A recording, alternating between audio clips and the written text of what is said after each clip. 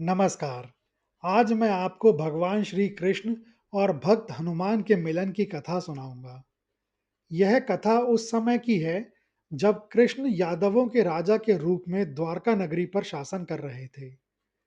एक दिन देवर्षि नारद द्वारका आए और उन्होंने कृष्ण को बताया कि चिरंजीवी हनुमान, जो अभी भी पृथ्वी पर मौजूद हैं, आपके दर्शन के लिए उत्सुक हैं। नारद ने यह भी कहा कि हनुमान ने राम के अलावा किसी और रूप में भगवान विष्णु को नहीं देखा है, इसीलिए वे शायद आपको पहचान ना पाएं। कृष्ण ने यह सुनकर मुस्कुराते हुए कहा, हे देवर्षि, हनुमान का प्रेम इतना सच्चा है कि वह मुझे किसी भी रूप में पहचान लेंगे। उनके लिए मेरे रूप से ज्यादा मेरी भावना महत्वपूर्ण है। नारद कृष्ण की बात सुनकर संतुष्ट हुए और उन्होंने हनुमान से मिलने का निर्णय लिया। वे हिमालय की वादियों में गए जहां हनुमान तपस्या कर रहे थे। नारद ने उनसे कहा, हे पवन पुत्र, आपके प्रभु श्री राम अब कृष्ण के रूप में द्वारका में हैं।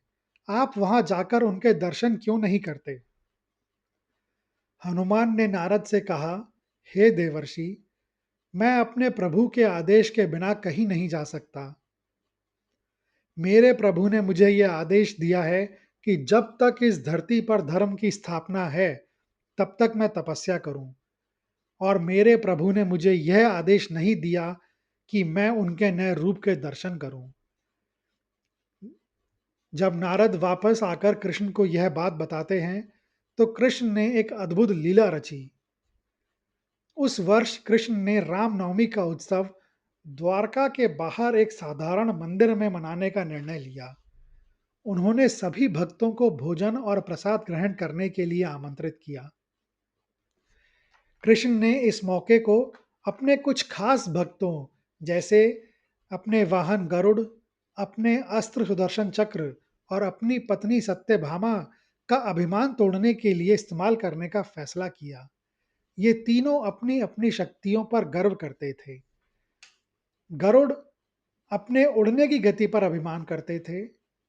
सुदर्शन चक्र अपनी मारक शक्ति पर अभिमान करते थे और सत्यभामा अपनी सुंदरता पर अभिमान करती थी। कृष्ण ने नारद से कहा, देवर्षि, आप हनुमान के पास जाइए और उनसे कहिए कि उनके प्रभु राम कृष्ण के रूप में उनसे मिलने के लिए द्वारका में बुला रहे हैं। उनसे यह भी कहिए कि सीता भी उनके साथ हैं। नारद ने जाकर हनुमान को कृष्ण का संदेश दिया। हनुमान तुरंत द्वारका जाने के लिए तैयार हो गए।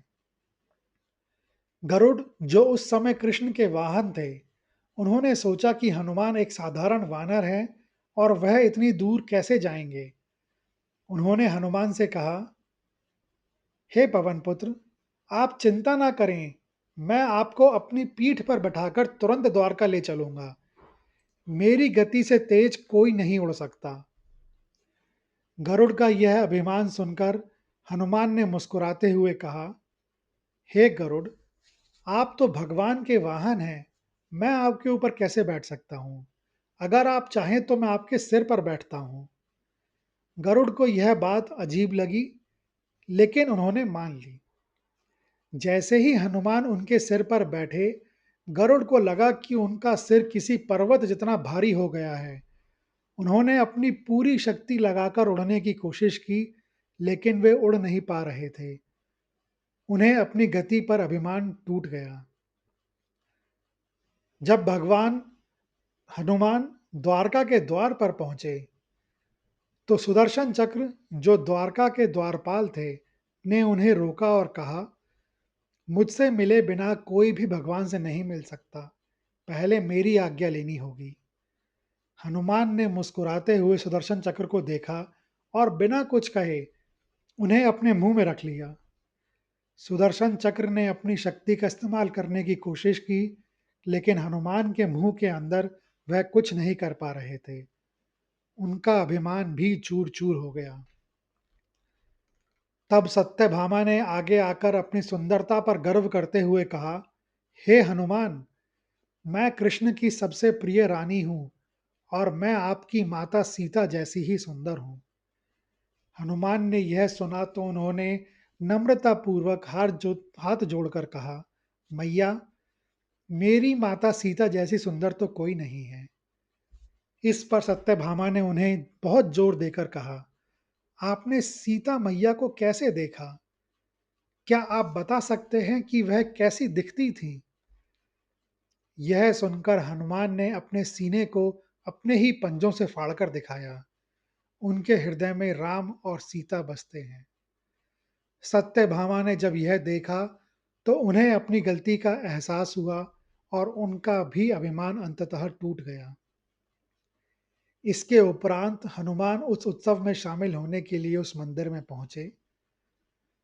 वहां स्वयं कृष्ण एक ब्राह्मण के वेश में आए हुए थे और भक्तों को भोजन परोस रहे थे। हनुमान ने वहां कृष्ण को एक साधारण ब्राह्मण के वेश में देखा, लेकिन जैसे ही उनकी दृष्टि कृष्ण के कमल सदर्श चरणों पर पड़ी, तो वह पहचान गए कि ये वही चरण हैं जो उनके प्रभु श्री राम के थे। हनुमान तुरंत कृष्ण के चरणों में गिर पड़े और उन्हें साष्टांग प्रणाम किया। यह देखकर कृष्ण मुस्कुराए और हनुमान को उठाकर अपने गले से लगा लिया। हनुमान ने कहा, प्रभु, आपकी लीला अपरंपार है। मैं आपको किसी भी रूप में पहचान सकता हूँ, क्योंकि मेरा प्रेम आपके रूप से नहीं, आपकी आत्मा से है। इस तरह कृष्ण ने अपने प्रिय भक्त हनुमान की मदद से अपने अन्य 3 भक्तों का अभिमान तोड़ा। इस लीला से यह सिद्ध होता है कि भक्ति किसी भी शक्ति, गति या सुंदरता से ऊपर है। यह कहानी सुनने के लिए धन्यवाद। अगर आपको यह कहानी अच्छी लगी हो तो कृपया इस वीडियो को ज़्यादा से ज़्यादा लोगों के साथ शेयर करें, लाइक करें व चैनल को सब्सक्राइब करें। कमेंट्स बॉक्स में लिखें, जय श्री कृष्ण।